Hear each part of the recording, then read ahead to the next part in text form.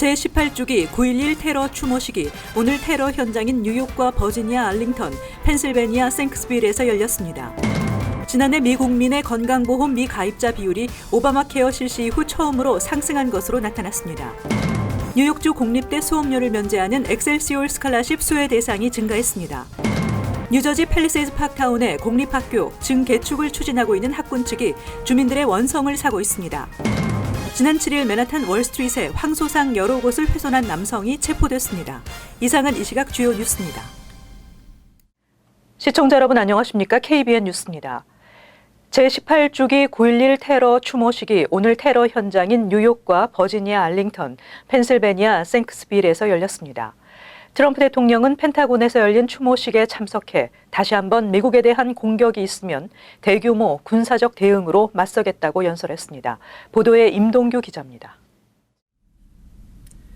미국 역사상 최악의 테러 사고, 3,000명이 넘는 희생자를 낸 9.11 테러가 18주기를 맞았습니다. 오늘 오전 맨해튼 그라운드 제로와 알링턴 그리고 생크스빌에서 열린 추모식은 9.11 테러 희생자들의 유족과 구조대원, 생존자 등 수천 명이 참석한 가운데 관례대로 희생자들의 이름을 한 명 한 명씩 호명한 뒤 묵념을 하는 방식으로 진행됐습니다.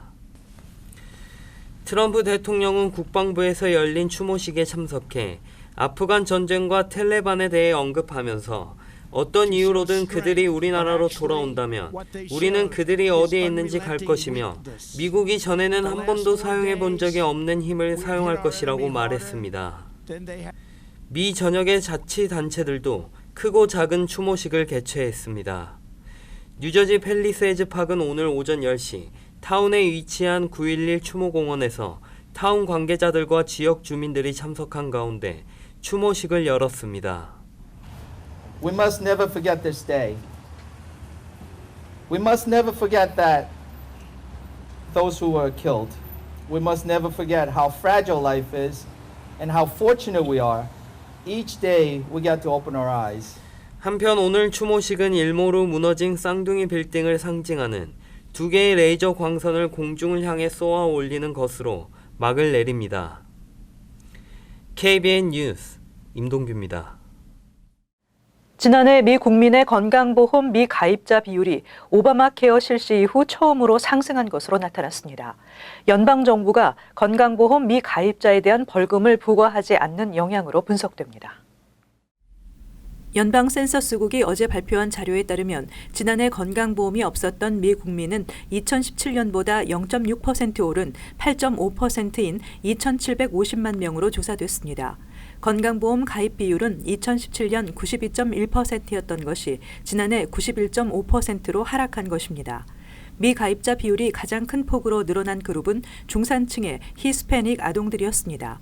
건강보험이 없는 19세 미만 아동은 같은 기간 0.6%포인트 늘어나 2018년 5.5%로 나타났는데 이는 430만여 명의 아동들이 무보험자인 것입니다. 무보험자가 증가한 원인은 지금까지 연방정부에서 미가입자에 대한 벌금을 부과하던 것을 없애고 도널드 트럼프 행정부가 극빈자로 분류하는 수치를 조정하면서 메디케이드 등 저소득층 대상 정부 건강보험 혜택이 줄어든 것이 더해진 영향으로 분석됩니다. 특히 아동에 대한 메디케이드 또는 어린이 건강보험 프로그램 신청 거부율이 늘어난 것으로 밝혀졌습니다.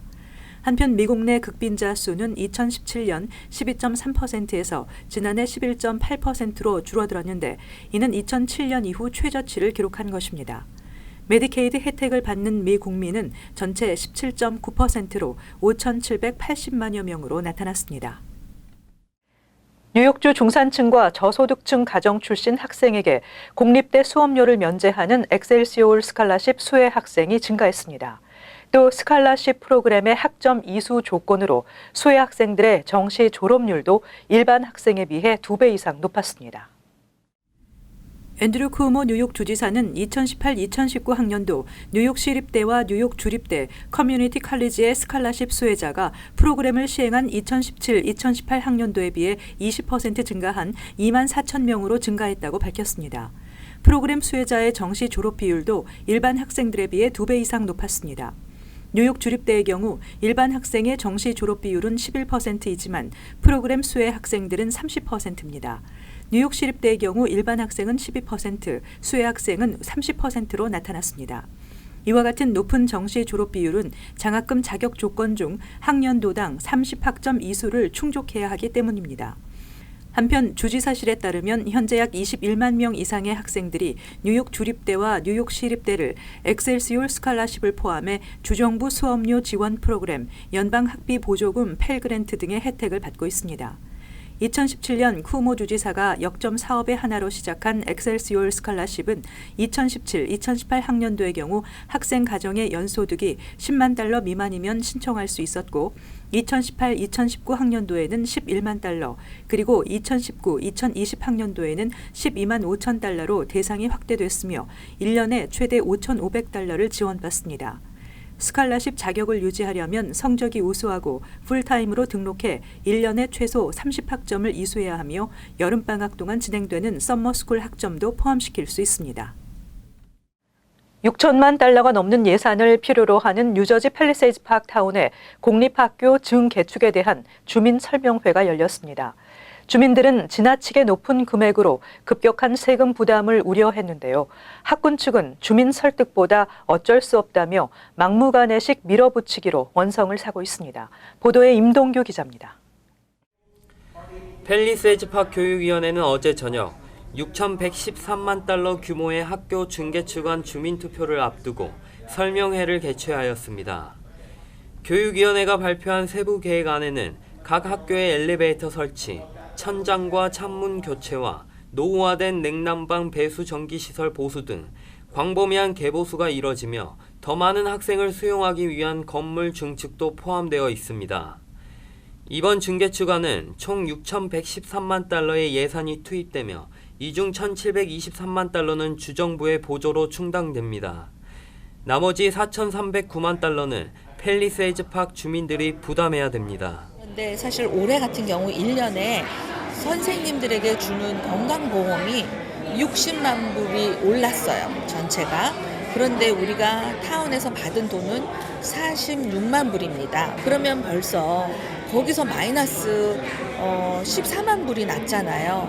그러니까 우리가 지붕이 줄줄 새는데 이쪽 벽 고치고 저쪽 벽 고치고 이렇게 조금씩 부분적으로 하지만 그러니까 그런 식으로 여지껏 해왔던 것이 이제 더 이상 기다릴 수 없게 됐고 주민들은 학교 시설 개보수의 필요성에는 충분히 공감하지만 노후화 문제가 이미 오래전부터 제기되어 왔는데 별다른 대책이 없다가 갑작스럽게 주민들의 세금에 부담을 줄 만큼 큰 예산으로 개보수를 추진하려는지 이해가 안 된다는 입장입니다.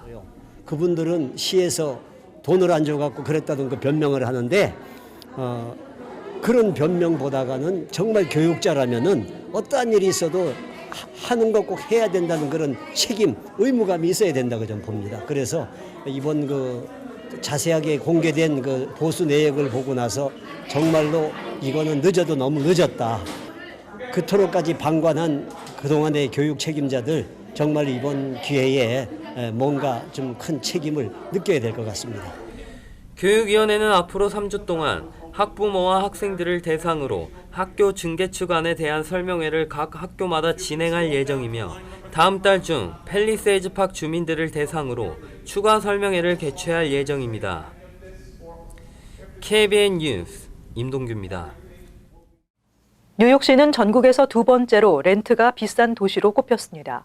뉴욕시 렌트 중간값은 3,000달러를 넘어서며 전반적으로 꾸준한 상승을 보이는 것으로 나타났습니다.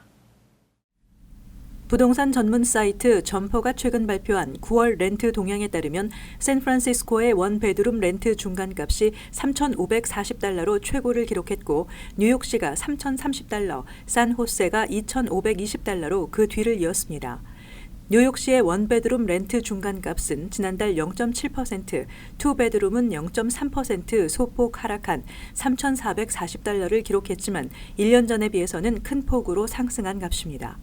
샌프란시스코는 지난해보다 0.8%, 산호세는 1.2% 하락한 것에 비해 뉴욕시 원베드룸의 렌트는 5.6%나 상승했으며 투베드룸 역시 5.2% 상승했습니다.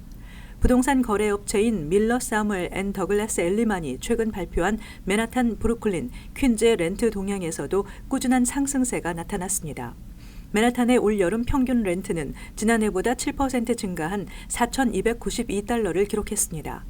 스튜디오의 평균 렌트는 2,889달러로 지난해보다 7.8% 증가했으며 원베드룸은 3,644달러로 4.3% 증가했습니다.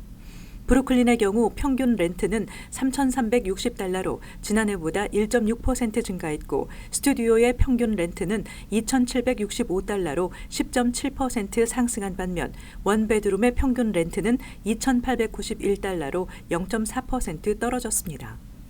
퀸즈 북서쪽 지역의 평균 렌트가는 3,057달러로 1.4% 소폭 하락했지만 스퀘어피트당 평균 렌트는 6.2% 상승해 렌트는 여전히 오름세인 것으로 나타났습니다. 뉴욕시는 신축 아파트의 수가 증가하면서 뉴욕시 렌트 상승률이 타 대도시에 비해 높다는 분석입니다. 뉴욕시 지하철 청결 상태가 갈수록 나빠져 이로 인한 신고 건수가 급증하고 있습니다. 메트로폴리탄 교통공사가 발표한 바에 따르면 지난달까지 접수된 지하철 쓰레기 문제 신고는 1,623건으로 현재 추세라면 올 한 해 신고 건수가 지난해 2,058건을 쉽게 넘어설 것으로 전망됐습니다. 2017년 1년 동안 접수된 신고는 1,504건이었습니다. 뉴욕 운송노조 로컬 100의 넬슨 리베라 부위원장은 많은 사람들이 지하철의 청결 상태가 나빠지는 것을 노숙자 때문이라고 지적하고 있으나 사실은 모든 이용객의 책임이라고 밝혔습니다. 리베라 부위원장은 또 MTA가 지하철 청소부 인원을 줄인 것을 청결 상태가 나빠진 가장 큰 이유로 꼽았습니다. 지난 2016년에 뉴욕시에는 지하철 청소부가 1,049명이 고용됐었으나 현재는 968명으로 줄어든 상태입니다. 지하철 이용객이 늘었지만 청소부는 줄어든 것입니다. 한편 MTA는 지하철 청결도 문제에 대한 지적에 대해서 지하철 청결 상태는 2년 전이나 지금이나 그다지 다르지 않다면서 다만 신고자가 늘어났기 때문이라고 해명했습니다. 지난 7일 맨하탄 월스트리트에 황소상 여러 곳을 훼손한 남성이 체포됐습니다.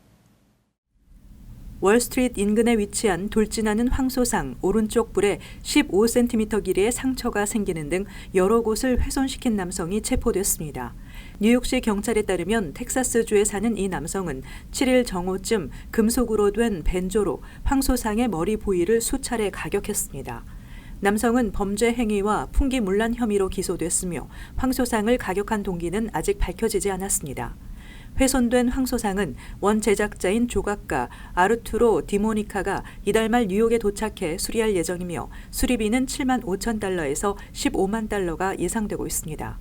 황소상은 1989년 12월 뉴욕 증권거래소 앞에 설치됐다 이후 시 당국과 협의해 뉴욕 증권거래소에서 몇 블럭 떨어진 브로드웨이에 재설치됐습니다. 전자담배와 관련 있는 것으로 추정되는 폐 질환 발생 건수가 41건으로 늘어났다고 뉴욕주 보건국이 밝혔습니다. 뉴욕주 보건국은 전자담배에 대한 위험성을 지적하고 전자담배 금연 캠페인을 적극적으로 펼치고 있습니다. 뉴욕주 보건국이 확인한 폐질환 환자들 41명은 모두 마리화나 속에 있는 테트라하이드로 칸나비놀 THC 성분이 포함된 전자담배를 흡연해온 것으로 밝혀졌습니다. 보건국은 THC와 전자담배 카트리지에 포함된 비타민 E 아세테이트 성분도 폐질환 발병과 관계가 있는 것으로 보고 있습니다. 전문가들은 비타민 E 아세테이트를 가열한 뒤 흡입할 경우 폐에 치명적인 손상을 일으킨다고 밝혔습니다. 앤드루 쿠오모 뉴욕 주지사는 전자담배 문제는 특히 젊은 세대에게 경각심을 일깨워줘야 할 심각한 공공보건 사안이라고 말했습니다. 한편 연방식품의약청 FDA는 대표적인 전자담배 업체 줄 회사 측에 광고가 위법이라며 경고 공문을 보내고 시정을 촉구했습니다. FDA는 줄이 자사 전자담배가 THC나 비타민 E 아세테이트 성분이 포함되지 않았으며 일반 담배보다 건강에 안전한 제품이라고 광고하고 있는데 연방정부로부터 줄이 일반 담배보다 안전하다며 광고하고 판매할 수 있는 허가를 얻은 적이 없기 때문에 위법을 저지르고 있다고 지적했습니다.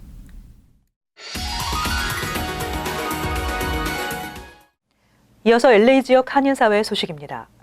캘리포니아주에서 예방접종 면제에 대한 최종 권한을 일반 의사가 아닌 주정부에 부여하는 법안이 최종 통과됐습니다.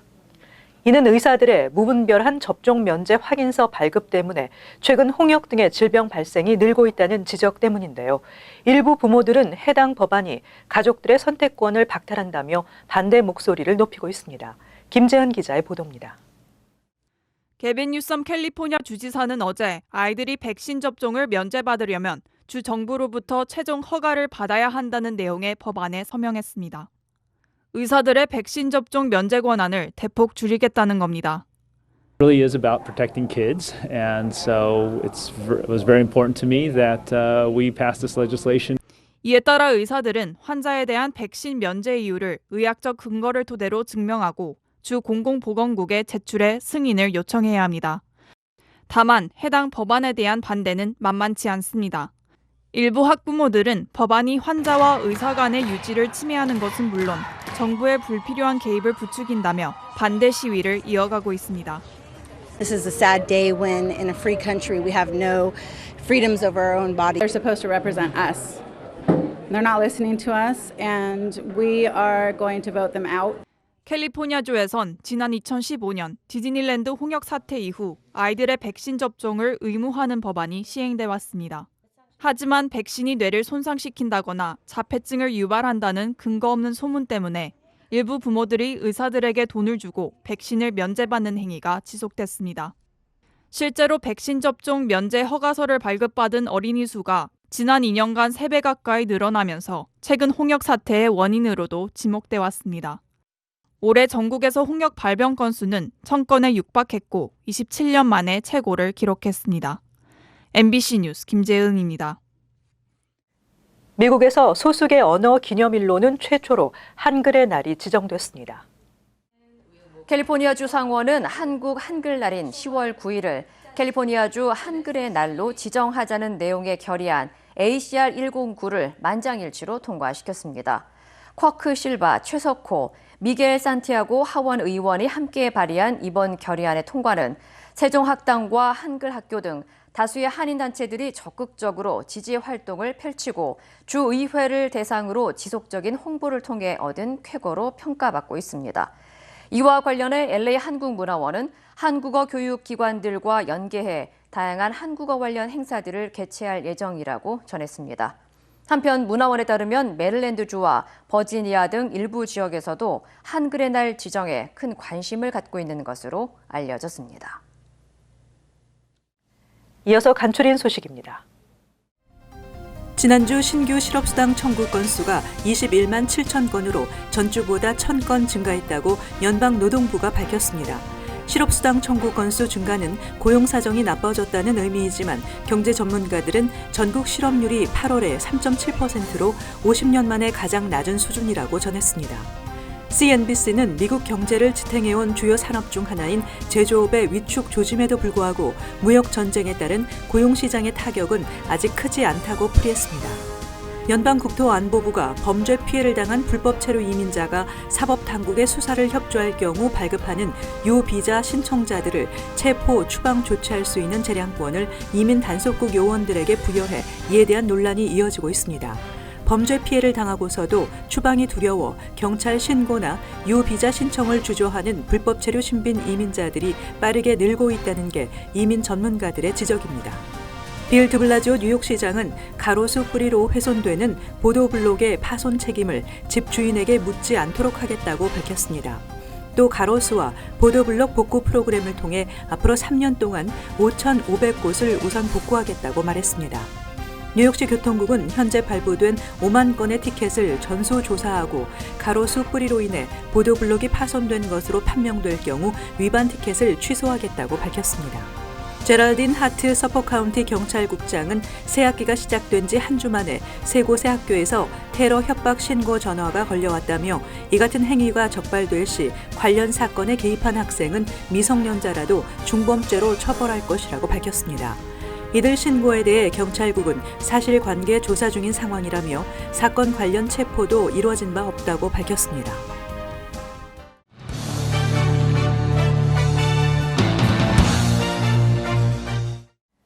계속해서 환율과 증권 소식입니다.